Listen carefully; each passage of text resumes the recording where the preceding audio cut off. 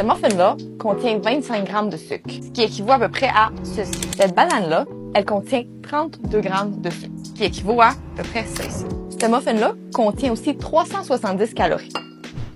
Mais la banane, elle, en contient seulement à peu près 100. Finalement, le muffin contient 2 grammes de fibres.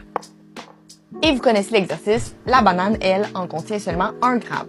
Le muffin est un aliment ultra transformé. Il est donc pauvre en vitamines et minéraux. Et la banane, elle, c'est un fruit, un aliment naturel, donc riche en vitamines et en minéraux.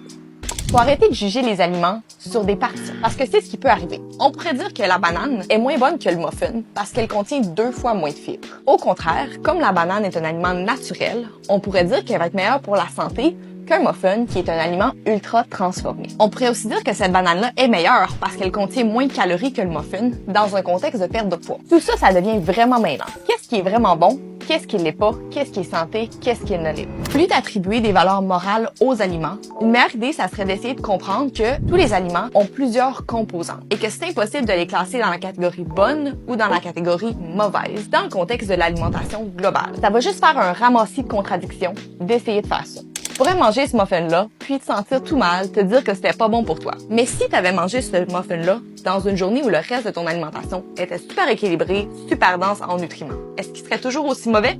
La réponse est non. Au contraire, si tu avais consommé cette banane-là dans une même journée où le reste de ton alimentation était plus dense en énergie, moins de nutriments, plus d'aliments transformés, est-ce que ça serait toujours le meilleur choix? Finalement, juger le muffin ou la banane sur une seule de ses composantes fait pas vraiment de sens quand on prend en contexte l'alimentation globale et l'entièreté de tous les aliments qu'on peut consommer dans une journée. Il faut vraiment commencer à voir l'alimentation comme un tout, dans son entièreté. Arrêtez de classer les aliments comme des bons ou des mauvais. Arrêtez de leur attribuer des valeurs comme ça. C'est pas une chose que tu manges à ta journée qui va déterminer si ton alimentation est saine, si tu perds du poids, etc. C'est vraiment l'entièreté. Ça va te permettre de continuer à avoir dans ton alimentation des aliments comme le muffin, puis à les manger sans culpabilité.